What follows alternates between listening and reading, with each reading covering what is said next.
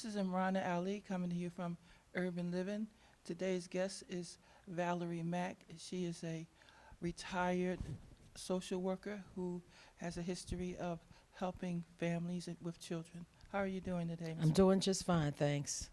Mhm. Glad to have you here. Oh, glad to be here.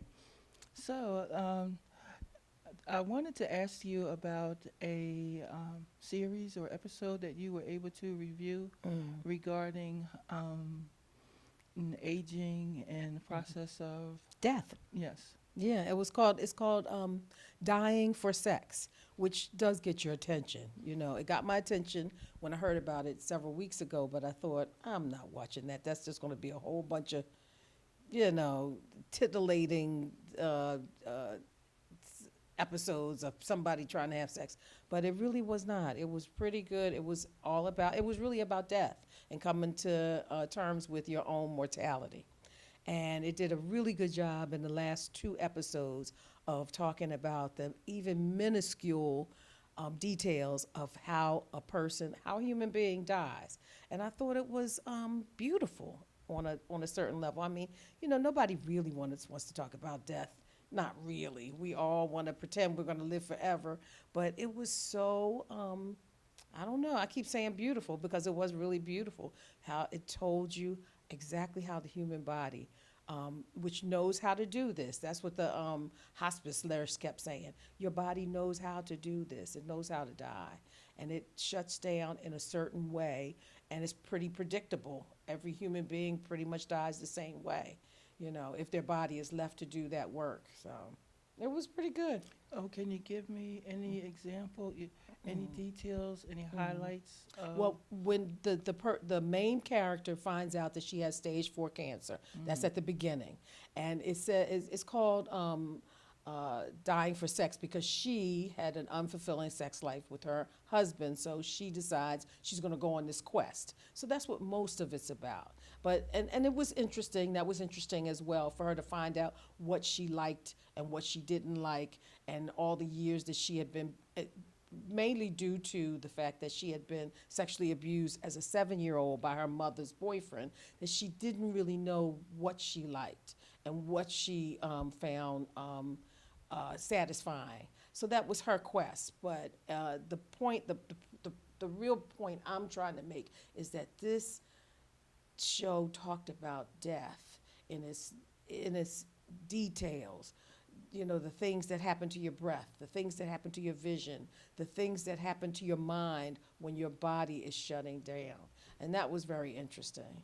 And I, I would recommend it to anybody. Well, I guess I shouldn't recommend it because Yeah, yeah. But it's it was okay. easy, it was easy good. reading or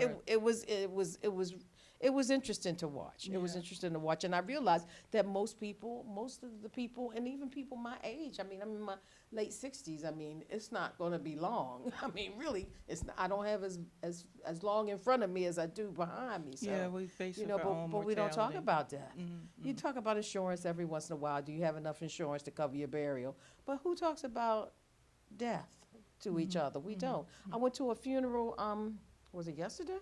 No, day before yesterday. I went to Monday. Monday, I went to a funeral. And, you know, the things we do, you know, we paint the people, you know, she looks just like she did in life. Well, you know, she's dead, so should she have to look just like she had looked in life? Well, yeah, because we're horrified, most of us, by the idea and the spectacle of death, you know. After COVID, we lost several family members, and they were very strong people. I contribute my family as I stand on their shoulders in terms of support and strength. And even though I was away a lot of the time, um, I just felt like I really do believe that a part of you changes absolutely when you lose certain people in your life. Now I have no scientific, but that's how I feel. I feel like they prepared me for it, Right. and it's a natural process of living. But I believe that you know I don't know. I'm Can you be changed. prepared I'm for it? just like changed forever. I Yeah. don't think I'll ever be the same again Right. that they're gone. And Right. I've never, I don't, only thing that fills that void is religious convictions, which I won't go into now. Okay. Well, You know, I'm that's the only, perfectly comfortable with you yeah, going yeah. So it's into my your faith, you know. your faith sustains you. Yeah, Most yeah. people, that's what most people use a religion for, in times of hopelessness and things that we have no control over, such as death. We use our faith to get us through. Yeah, so Um, and that's the only reason why I was able to stay level-headed. Okay. And I'm not going to talk about my dad very much, but Why not? because he had complications, you know. Right. But I will say that he really fooled me because he never let on Right. what he was going through, Mm-hmm. and even up to the end, I kind of Right. was dismissive of it. Mm-hmm. Didn't think it would. And I Right. think he wanted that. He didn't want to Good. bother Mhm. either myself or my sister with a bunch of Mhm. details. Right. And as a matter of fact, he, as far as I'm concerned, he left the earth very graciously. I think he did too. I mean, a very. I think he did too. I went to see him when he was very ill, when he was in hospice, when he was in home hospice, and I think he sort of did a James Brown little slide out. It Well, was he like a only little came slide. home- yeah, yeah. It Yeah, really I mean, was. true to his character. I thought, yes, true to Mhm. his character, Mhm, because he and- was a cool dude. Yes, he was. He was a cool dude. So yeah. he gave me something that I can hold on to. Mhm. I should be so fortunate, Right. but I think Right. that's it's a blessing that Mhm. how he was able to pass away, and it was a blessing that I was around close to him. Mm. 'Cause oddly enough, I hadn't been around him for many, many years. Mm. And then when we did reunite, he left rather quickly from the day I saw him again. Mm. It was a short space between the time that I lost my mom. Well, it Mm. seemed like a short space, but actually it was 10, years. 10 or Yeah. 50. He like 10 or 15 years. Mhm. But she passed away in 2008, 2009, Right. and my dad passed away close to 10 or 12 years. Yeah, later, yeah. Mhm, Because he passed away after Dad. Because Mhm. our dads are mhm, mhm, brothers. mhm. Are still brothers. They'll Mhm. always be brothers. And Dad passed away in 2020. Mhm. Yeah, and it's just death is a weird thing. I don't know if I'll ever get used to it. I don't know. I have a brother, my brother Rodney, who died when I was 19. I don't know that I ever got used to that. There are still times, even though I was 19, there are still times that I think of something and I think, oh, Rodney, as though he is still on this plane. Mhm, Yeah, mhm, yeah. mhm, I mhm. mean, I can't look at certain things and not think of him, which is I think a wonderful thing. I mean, you do live on. The you know, shoulders if of the that's- people who yeah. supported you through the years. Absolutely, absolutely. And I got that from Colin Powell. That's not a. Did you? That's not That's an not an original. original. That's not an Amrana original. It's okay. But I like the way he said it. He stood on and he never forgot it. They It said might, it might have slipped my mind once or twice, but Okay. he never forgot it. So, okay. but on a serious note, and my mother. So and as far as myself, for me, when they left this plane to go to heaven, I started naturally thinking about how far along I've been mulling over this in my mind, and I never really talked to you about it because you were always busy with your family, and I was working, at the grocery store. You didn't end that sentence. Naturally, after your father and I started confronting my own mortality and started what they call it, trying to get your house in order. So it's not about trying to get your house in order. My house better be in order. At Well- this point, I've been making really. I mean, I won't say I made great strides, but I've been reflecting on it. I have an idea. I don't, because I didn't. My dad kind of spoiled me, even though I'm ancient. I was always his little girl. Right. He treated me like his daughter, Right. like I was 5 years old when I saw him again. So he handled all of that because I lost my other uncle Alfred, and at that point I had told my dad, look, and he said, we're handling everything. I didn't get to go to Uncle Alfred's funeral, but my dad, he was close to his cousin Bruce, and they took care of everything, and he did not want me to be concerned. So that my life's lesson to be overwhelmed by death or when he comes knocking. Wow. And that's I know. I don't know. Aren't we all overwhelmed by Well, it? he the way he did, the way his methodology, and his conversations and his presence is very stabilizing for me. And Yeah, he because just you didn't. couldn't tell. Yeah, and then his wife was there with Right, him, right. and I remember thinking, well, I'm going to have to step up to the plate and do that, and it wasn't necessary. She was there Okay. all the way down the line, and if he needed if he came home from the hospital, and then he passed that night on 4th of July, which is a little bit too Wow. ironic for me. Really? A soldier passing away on 4th of July. Well, it's you know. apropos. It makes sense. Divine providence has a way of Yeah. making a statement that's Oh, yeah. unequivocal sometimes. Oh, So yeah. That but, sounds good. it reminds me of this story that from there, I remember reading, looking on, doing different research, and I guess online research counts. And this lady, and I was feeling kind of shameful about, my situation and what am I going to do? Because at least my dad was married. I'm not married. And my dad had children. I don't have any children. So I didn't have a support like that. So what am I going to do? And how is this supposed to happen? Right. And so I looked, and I really wasn't looking for an ideal circumstances. But so now it's interesting to me that after COVID, the health industry is just one of the most important aspects of civilized living in the United States. I mean, everybo's talking about nursing. I think it always has been. Oh, is it just me? No, I think it always has been, but I think we had a lot of nurses, I don't know, but I have a Your friend. phone. I have a friend who, because of COVID, became a traveling nurse.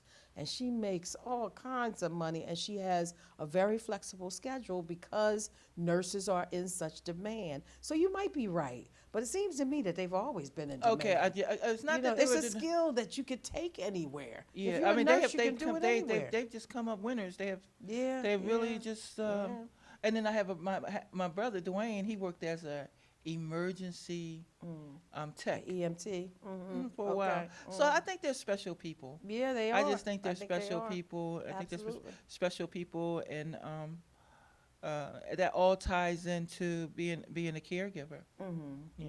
Caregiving, and the different stages of life, and that's the only way I can really. That's how I come to terms with death. Okay. I never watch spooky movies. Okay, I'm not big on. I don't watch spooky. I don't watch horror movies. But I watch spooky movies. Yeah, I laugh. My dad teases me. He says, "I said, what you doing, Dad? Watching a bucket of blood." Ooh. I my said, "Dear God, God." Dad." He's not scared of anything. Right. I mean, right, I'm like, oh my God, how can you put that in your mind? I don't watch them. Yeah. I don't watch them. So the way I deal with death, I try not to allow myself. I always practice not allowing myself to think certain things. I don't even watch a show if the music is too suspenseful. Oh, really? If it starts okay. that. Oh, yeah. And You you know, know that- something's getting ready to happen. Because Yeah. life is It horrible works your enough. nerves. Yeah, It works life your is nerves. horrible enough. I don't need. I thank you, Hollywood. I believe in learning by media, but we don't have to go there. We don't have to go Right, there. you I don't- understand. I get the point. Okay. All right. I never liked it. So- So that's how I dealt with death. Is that I just see it as part of life's stages, Okay. All right. and to prepare yourself for life stage if we're very fortunate. Because We I have mean, to prepare. the thing that there's one lady told me that I think it was Queen Elizabeth's daughter. Was talking about. God forgive me if I'm saying it the wrong way, but Does she have a daughter? yeah, she has a daughter, and she was. And I don't know if it was her, but I do. But I believe one of those type of people said Okay. it is a privilege to be at your parents' side. And after that, I wasn't able to do a lot for my mom or my dad, but at least I was there. Yeah, that's true. So that was a privilege. Yeah, that's true. So that's Yeah, that's true. It is a that's- privilege, yeah. I But- guess. I don't know. I wasn't there when my father passed. They took him out the house and took him to Einstein or somewhere. He passed there. by himself because we were in the middle of COVID. So Oh, it was okay. a mess. So yeah, that COVID really, a lot of people died alone that shouldn't have died alone. But you were with because him of a lot. I COVID. mean, you were right there. I was You take there. that lightly, but like I take it very lightly. I think I made my That's father miserable in his last year. Well, That's my truth. I don't lie. I'm not going to sit around and get badges pinned on me when I don't think I did that good a job. I did what I could to keep him physically, but Well, I fussed at that man morning, noon, and night. yeah. Dad, get up. Dad, the doctor told you to do this. You know to do this. I would go with him, take him to the doctor, and he'd be so happy until we get there and the doctor say, Mr. Williams, are you doing so and so? And he said yes. And I say no, he's not. He's not doing any of that. And he would look at, if looks could kill, I'd be dead right now. I'd be dead right now because he would have killed me. So I don't know. When I went over there to see him, I'm trying to take a page out of that book to try to be mindful of the fact that I don't need to do the same thing with my mother now that I'm taking care of her. I don't. I mean, because they've got to the age they are, and I can't. I mean, I don't know. I was always trying to save my father. And he used to say to me, what I have is terminal illness, right? And I would just deny it, poo-poo it, and I would say, I would get him all kinds of elderberry, this and herbs and all this kind of stuff. When he died, I went in his room, and all of that stuff that I had bought him, he had never opened. Because he believed in that he had a certain disease, and it was going to be his death. And he had accepted it. And so that's another thing about that. Some people accept it, some people don't. My nephew told me, uncle, grandpapa and grandmom are old. They are going to pass away. You keep acting like you can keep them alive.